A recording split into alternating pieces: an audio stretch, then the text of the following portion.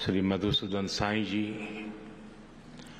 मंच पर उपस्थित महानुभाव, देवी और सज्जनों,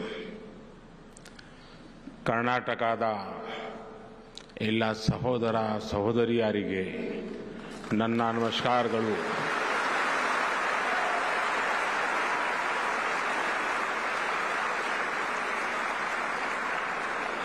आप सभी इतने उमंग और उत्साह के साथ अनेक सपने लेकर के, नए संकल्प लेकर के सेवा की इस महान प्रवृत्ति में जुड़े हैं.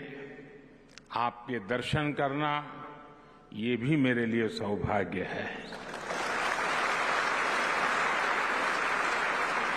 मैं आपका बहुत बहुत आभारी हूं. चिक्कबल्लापुरा आधुनिक भारत के आर्किटेक्ट्स में से एक सर एम विश्वेश्वरैया की जन्मस्थली है.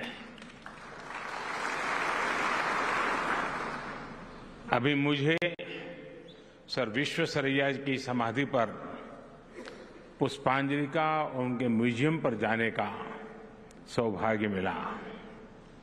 इस पुण्य भूमि को मैं सर झुका करके नमन करता हूं. इस पुण्य भूमि से प्रेरणा लेकर ही उन्होंने किसानों, सामान्य जनों के लिए नए इनोवेशन किए, इंजीनियरिंग के बेहतरीन प्रोजेक्ट्स बनाए. साथियों, इस धरती ने सत्य साई ग्राम के रूप में भी सेवा का एक अद्भुत मॉडल देश को दिया है. शिक्षा और स्वास्थ्य के माध्यम से जिस प्रकार मानव सेवा का मिशन यहां चल रहा है, वो वाकई अद्भुत है.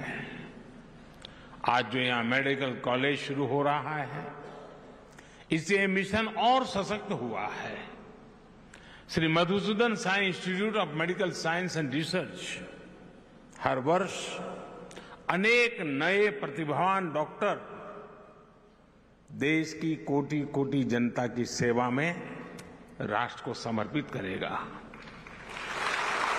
मैं संस्थान को और चिक्कबल्लापुरा यहां के सभी लोगों को बहुत बहुत बधाई देता हूं. भाइयों और बहनों, आजादी के अमृत महोत्सव में देश ने विकसित होने का संकल्प लिया है. कई बार लोग पूछते हैं कि भारत इतने कम समय में, क्योंकि मैंने कहा है 2047 जब आजादी के 100 साल होंगे, तो लोग पूछते हैं कि इतने कम समय में भारत विकसित कैसे बनेगा. इतनी चुनौतियां हैं, इतना काम है, इतने काम कम समय में पूरा कैसे होगा. इस सवाल का एक ही जवाब है, सशक्त जवाब है, संकल्प से भरा जवाब है, सिद्धियां प्राप्त होने की ताकत वाला जवाब है. और वो जवाब है सबका प्रयास.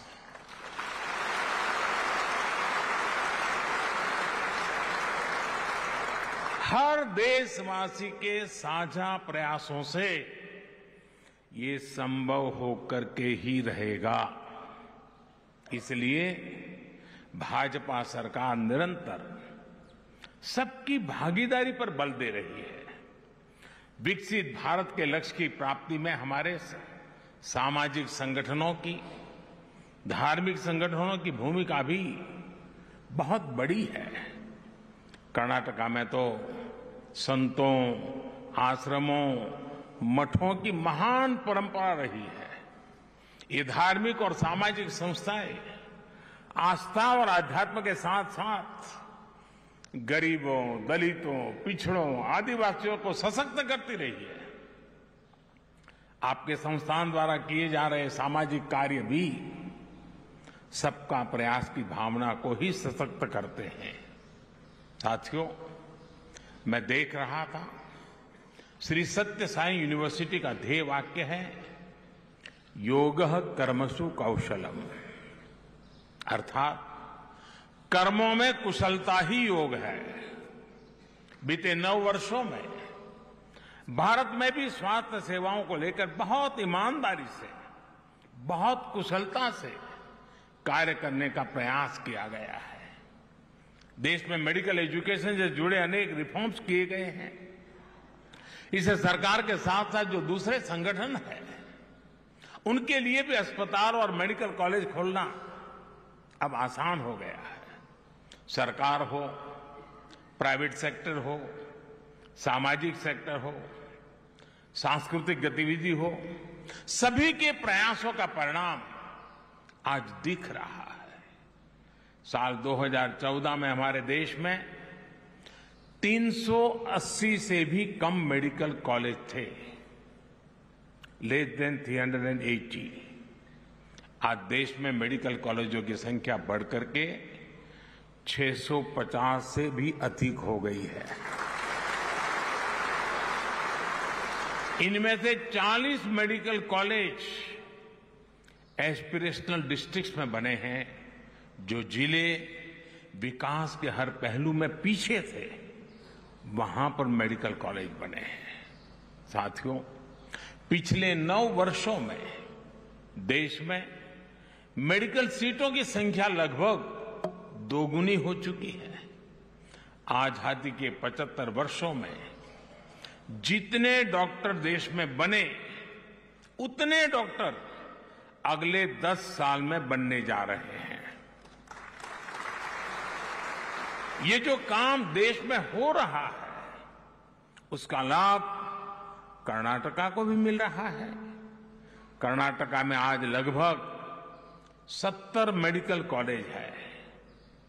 डबल इंजन सरकार के प्रयासों से जो मेडिकल कॉलेज बीते वर्षों में बने हैं, उनमें से एक यहां चिकबल्लापुरा में भी बना है। इस वर्ष की केंद्र सरकार के बजट में तो हमने 150 नर्सिंग संस्थान बनाने की भी घोषणा की है। इससे नर्सिंग के क्षेत्र में भी युवाओं के लिए बहुत अवसर बनने वाले हैं। साथियों, आज जब मैं आपके बीच आया हूं, तो भारत के मेडिकल प्रोफेशन के सामने रही एक चुनौती का भी जिक्र जरूर करना चाहूंगा। इस चुनौती की वजह से गांव के, गरीब के, पिछड़े समाज के युवाओं के लिए डॉक्टर बनना बहुत मुश्किल था।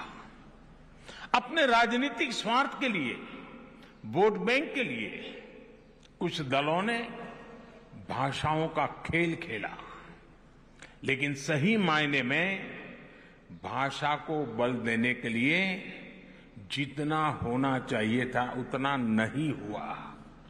कन्नड़ा तो इतनी समृद्ध भाषा है, देश का गौरव बढ़ाने वाली भाषा है।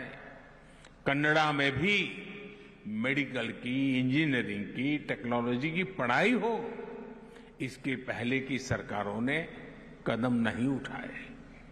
ये राजनीतिक दल नहीं चाहते थे कि गांव, गरीब, दलित, पिछड़े परिवार को बेटे बेटी भी डॉक्टर, इंजीनियर बन सके।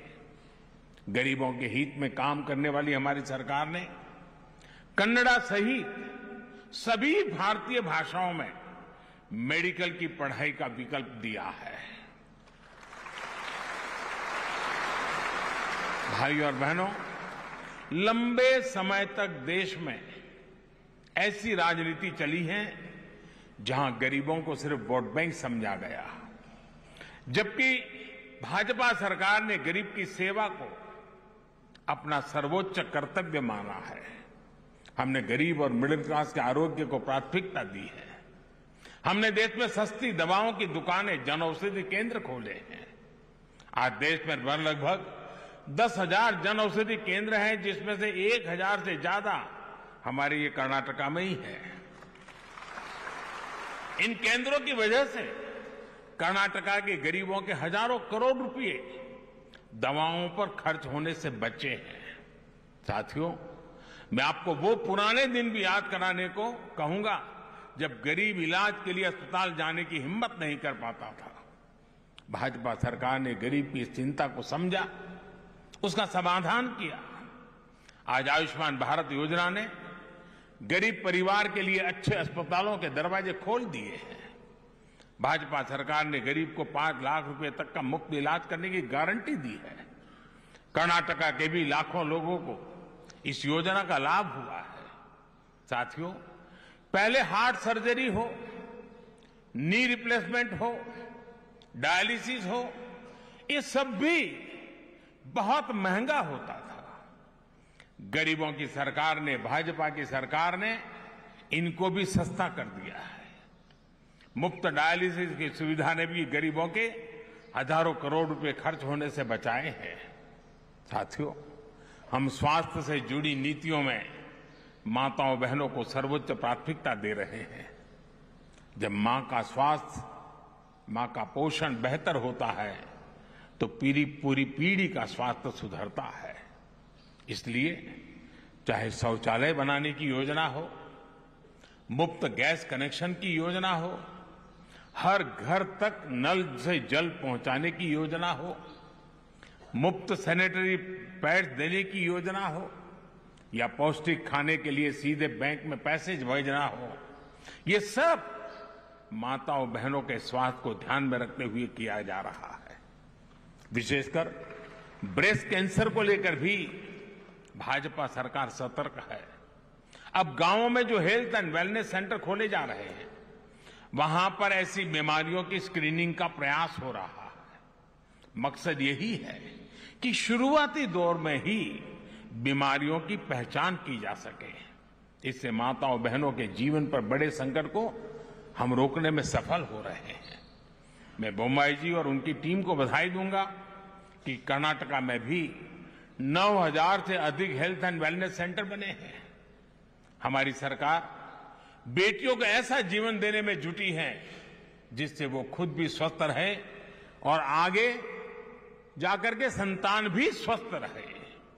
भाई और बहनों, आज मैं कर्नाटका सरकार की एक और वजह से प्रशंसा करूंगा। बीते वर्षों में भाजपा सरकार ने एएनएम और आशा बहनों को और सशक्त किया है। उन्हें आधुनिक टेक्नोलॉजी वाले गैजेट्स दिए गए हैं, उनका काम आसान बनाया गया है।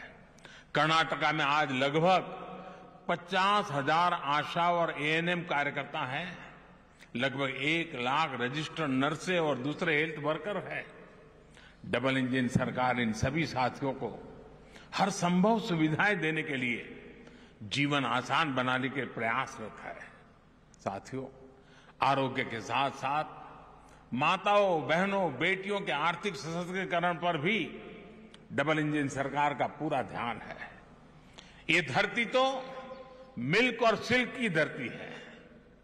ये हमारी सरकार है जिसने पशुपालकों के लिए भी किसान क्रेडिट कार्ड की सुविधा सुनिश्चित की है। पशुओं का स्वास्थ्य ठीक रहे, इसके लिए सबसे बड़ा मुफ्त टीकाकरण अभियान भी हमारी सरकार ने शुरू किया।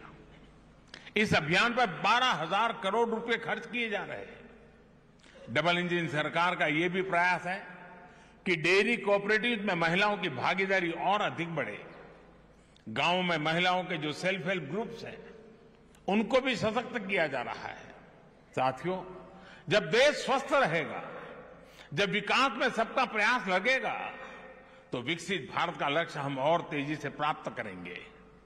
मैं एक बार फिर से श्री मधुसूदन साई इंस्टीट्यूट से जुड़े सभी साथियों को मानव सेवा के उस उत्तम प्रयास के लिए हृदय से बहुत बहुत बधाई देता हूं।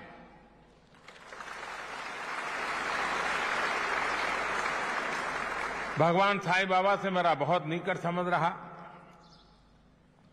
और हमारे श्रीनिवास जी से भी काफी नाता रहा पुराना। करीब 40 साल हो गए इस नाते को। और इसलिए न मैं यहां अतिथि हूं, न मैं मेहमान हूं, मैं तो आप ही के यहां की धरती का ही संतान हूं।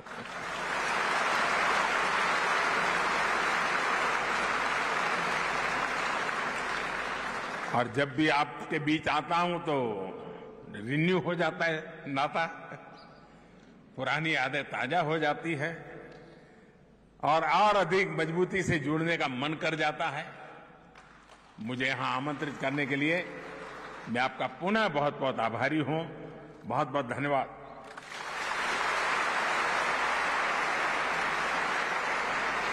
कर्नाटक दौरे पर प्रधानमंत्री नरेंद्र मोदी और यहां साई मेडिकल इंस्टीट्यूट का इन्होंने उद्घाटन किया। चिक्कबल्लापुर में भी वो एक जनसभा को संबोधित कर रहे थे। खास बात ये कि यहां पर ही वो